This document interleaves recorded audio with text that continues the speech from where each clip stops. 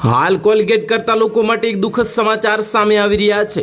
દિલ્હીમાં police crime બ્રાન્ચે એક મોટી કાર્યવાહી દરમિયાન કાંજાવલાના મહાવીર વિહાર વિસ્તારમાં ચાલતી નકલી ટૂથપેસ્ટ ફેક્ટરીનો ભાંડો ફોડ્યો છે। આ 2 એપ્રિલે કરવામાં આવેલા આ દરોડામાં લાખો રૂપિયાની નકલી ટૂથપેસ્ટ, ખાલી ટ્યુબ, ફિલિંગ મશીનો, સીલિંગ મશીનો અને કાર્ટન અને પેકેજિંગ સામગ્રીનો વિશાળ જથ્થો જપ્ત કરવામાં આવ્યો છે। આ કેસમાં પોલીસે હરિઓમ મિશ્રા નામના આરોપીની ધરપકડ કરી છે, જે રોહિણી સેક્ટર 2ના રહેવાસી હોવાનું સામે આવ્યું છે। પોલીસના જણાવ્યા અનુસાર આરોપી સ્થળ પર જ ઝડપાયો હતો અને તપાસ દરમિયાન ખુલ્યું કે આ આખી ફેક્ટરી એક ભાડાના વેરહાઉસમાંથી ચલાવવામાં આવી રહી હતી। આરોપીએ કબૂલ્યું હતું કે સ્થાનિક રીતે બનાવેલી કાચી પેસ્ટને ખાલી ટૂથપેસ્ટ ટ્યુબમાં ભરીને તેને જાણીતા બ્રાન્ડ જેવી પેકેજિંગ સાથે બજારમાં વેચતો હતો।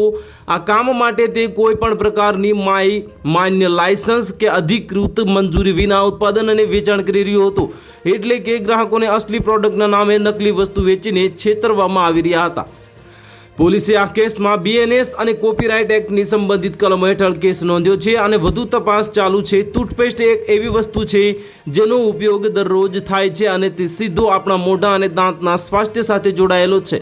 આવા સમયે નકલી ટૂથપેસ્ટનો ઉપયોગ કરવો ગંભીર સમસ્યાનો ઊભી કરી શકે છે।